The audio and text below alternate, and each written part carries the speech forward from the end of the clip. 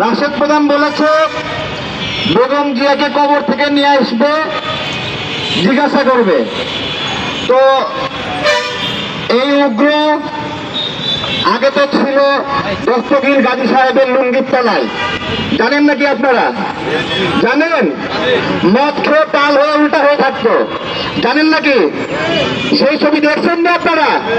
দেখছেন? আচ্ছা, সে এখন সাদা পাঞ্জাবি পরে সাদা শকুনের বন্ধু হয়েছে। সাদা শকুনের বন্ধু হয়ে সাদা শকুনকে খুশি করতে সে মানুষের গোশত খাওয়া শুরু করেছে। আমরা জানিনি যে পরনিন্দা করা, গীবত করা, নিজের ভাইয়ের মাংস খাওয়া, এদেরকে ভাই হিসেবে জায়গা দিয়েছিল। এখন ভাই হিসেবে জায়গা দিয়েছে, সে এখন মাংস খাচ্ছে। আজকে রাশেদ প্রধানের এই উগ্র আচরণ স্মরণ করে দিচ্ছে যে ওর বাপকে কবর থেকে তুলে নিয়ে এসে বিচার করা দরকার। কারণ সেই বিচার বাংলাদেশের মানুষের পাওনা আছে, সেই বিচার ঢাকা বিশ্ববিদ্যালয়ের শিক্ষার্থীদের পাওনা আছে। হাতে সিগারেট নিয়ে, বন্দুক নিয়ে মধ্যরাতে ঢাকা বিশ্ববিদ্যালয়ের 7 শিক্ষার্থীকে বের করে একে একে গুলি করে হত্যা করলো।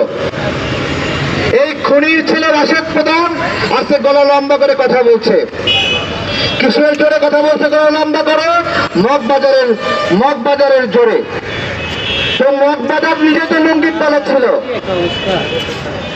তলা ছিল, এখন স্বাধীন পরিবেশ পেয়ে তাদের উগ্রতা বাড়াবাড়ি হয়ে গেছে।